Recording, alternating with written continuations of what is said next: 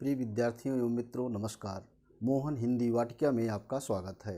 आज हम आपके समक्ष आदिकालीन साहित्य की प्रमुख प्रवृत्तियों को लेकर आया हूँ।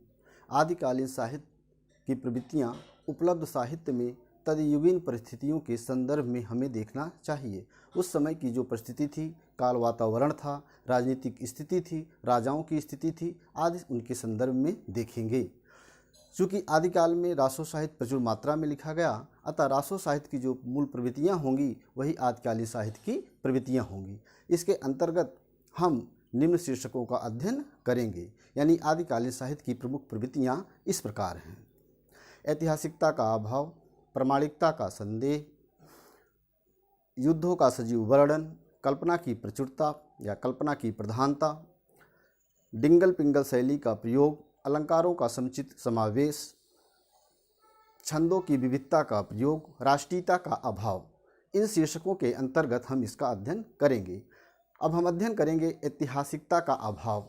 आदिकालीन साहित्य में चूँकि रासो साहित्य प्रचुरता से लिखा गया है, इसके नायक तो ऐतिहासिक हैं, लेकिन इसके काल, घटनाक्रम एवं उनकी परिस्थितियाँ, समय आदि के बारे में संदेह किया जाता है। जैसे पृथ्वीराज रासो है, इसका नायक तो ऐतिहासिक है, परंतु उस समय के तत्कालीन तिथियों से मेल नहीं खाता। अर्थात उस समय की तत्कालीन परिस्थितियों, वातावरण एवं राजनीतिक परिदृश्यों को यदि समीक्षा की जाती है तो वो प्रमाणिक नहीं माना जाता है। अतः रासो साहित्य में ऐतिहासिकता का अभाव है। नंबर 2, प्रामाणिकता में संदेह। इसकी प्रामाणिकता भी असंदिग्ध है, यानी ये प्रामाणिक रूप से सिद्ध नहीं होता है कि पृथ्वीराज रासो का साहित्य जो है वो प्रमाणिक है। चूँकि रामचंद्र शुक्ल ने इस पूरे ग्रंथ को तो जाली ही कह दिया है। उस समय के जो राजा थे और तत्कालीन परिस्थितियों से जो उसमें समय दिया हुआ है, उसके समय से वो मेल नहीं खाता है। अतः रासो साहित्य में उपलब्ध जो ऐतिहासिकता के साथ साथ उसकी प्रामाणिकता भी असंदिग्ध मानी गई है। युद्धों का सजीव चित्रण। युद्धों का सजीव चित्रण, चूँकि रासो साहित्य में राजा की प्रशंसा करना कवियों का कार्य था और चारण कवि कहलाते थे, और चारण कवि कलम के ही नहीं बल्कि तलवार के भी धनी थे। यानी आवश्यकता पड़ने पर उनके आश्रयदाता राजाओं के साथ कभी भी तलवार लेकर के मैदान में खड़े हो जाते थे। और युद्धों का तो ऐसा सजीव चित्रण किया है कि मानो वो स्वयं युद्ध में खड़े हों। वैसे ऐसा चित्रण उन्होंने युद्धों की सजीवता में किया है। यानी रासो साहित्य जो है वो उपलब्ध ग्रंथ जो है उसमें युद्धों का सजीव चित्रण लेखक ने अपने काव्य में किया है। अगला चरण में बात करूं तो इसमें कल्पना की प्रधानता है। चूँकि रासो साहित्य में कल्पना बहुत ज़्यादा है, इसकी विषय वस्तु यथार्थ से कम आंकी गई है, और इसमें जो कल्पना है वो काल्पनिक रूप से लेखक जो है उसकी परिस्थितियाँ, उसकी तारीख, उसका जो समय वातावरण है, सब कल्पना के रूप में है। अगली जो इसकी हेडिंग होगी, वीरता एवं श्रृंगारिकता की प्रधानता। रासो काव्य मुख्य रूप से वीर रस से ओतप्रोत है। चूँकि उस समय के राजाओं का चित्रण, उनका यशोगान, उनके पराक्रम को करना चारण कवियों का प्रमुख कार्य था। चूँकि उस समय युद्ध हुआ करते थे और उस लिहाज से उनके जो चारण कवि थे अपने राजाओं की, महाराजाओं की प्रशंसा अपने काव्य में करते थे और उनका हौसला बढ़ाते थे। इसके साथ साथ ही उसमें श्रृंगारिकता का भी समावेश किया गया है।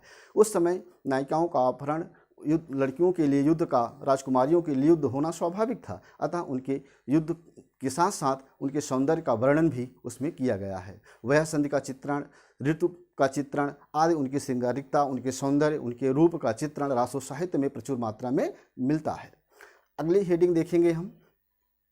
इनका जो अगली हेडिंग है उसके अंतर्गत हम अध्ययन करेंगे राष्ट्रीयता का अभाव। चूँकि उस समय राज्य हमारा छोटे छोटे टुकड़ों में बटा हुआ था, विदेशी आक्रांता अक्सर आक्रमण किया करते थे। चूँकि आपस में राजा छोटे छोटे राज्यों में बटे थे, वो एक दूसरे से युद्ध में लड़ा करते थे और विदेशी शक्तियाँ, विदेशी ताकतें, विदेशी आक्रांता आकर के उनको जीत लिया करते थे और अपने साम्राज्य में मिला लिया करते थे। आपस में इन लोगों में वैमनस्य रहता था और राष्ट्रीयता का अभाव था। छोटे छोटे राज्य अपने को, साम्राज्य अपने को एक देश मानते थे। इस लिहाज से भी इनके अंदर राष्ट्रीयता का अभाव था। एकजुट होकर के वो विदेशी ताकतों का सामना नहीं कर सके। अलंकारिकता का प्रयोग। रासो साहित्य में यानी आदिकालीन की प्रमुख प्रवृत्तियों में विविध अलंकारों का प्रयोग मिलता है। अलंकारों में रूपक, उत्प्रेक्षा, यमक, श्लेष आदि विविध अलंकारों का चित्रण इनके काव्य में हुआ है। इनके काव्य में उत्प्रेक्षा अलंकार खास तौर पर सौंदर्य चित्रण के लिए किया गया है। आदिकालीन साहित्य की प्रमुख वृत्तियों की बात करूं तो अगले क्रम में आता है विविध छंदों का प्रयोग। पृथ्वीराज रासो में अनेक छंदों का प्रयोग किया गया है, जैसे रोला, कुंडलिया, उल्लाला, तोटक, तोमर आदि विविध छंदों का प्रयोग इसमें किया गया है।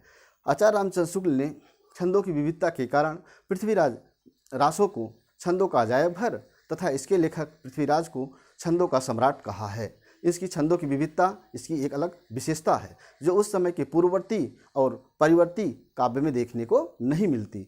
तो आदिकालीन साहित्य की जो प्रमुख विशेषता थी उसमें छंदों की विविधता मुख्य है। अगली जो विशेषता आती है डिंगल पिंगल भाषा का प्रयोग। इनके काव्य में डिंगल पिंगल भाषा का प्रचुर मात्रा में प्रयोग हुआ है। डिंगल भाषा में मुख्य रूप से इनकी राजस्थानी भाषा का समावेश किया गया है और पिंगल भाषा में ब्रज भाषा का समावेश किया गया है, जिससे इनके वर्णन में, युद्धों के चित्रण में बड़ी सजीवता आ जाती है। इसके साथ साथ डिंगल पिंगल भाषा के प्रयोग के साथ साथ उसमें तत्कालीन तद्भवतस्तम शब्दों का भी प्रचुर मात्रा में प्रयोग हुआ है। तो निष्कर्ष रूप से हम कह सकते हैं कि आदिकालीन साहित्य की जो प्रमुख विशेषता है उसमें श्रृंगारिकता, ऐतिहासिकता का अभाव, प्रामाणिकता का संदेह, राष्ट्रीयता का अभाव, युद्ध और श्रृंगार का वर्णन, छंदों की विविधता, अलंकारों का समुचित प्रयोग, राष्ट्रीयता का अभाव आदि को देखा जा सकता है। अतः हम आज आदिकालीन प्रमुख साहित्यिक प्रवृत्तियों का अध्ययन इस प्रकार किया। धन्यवाद।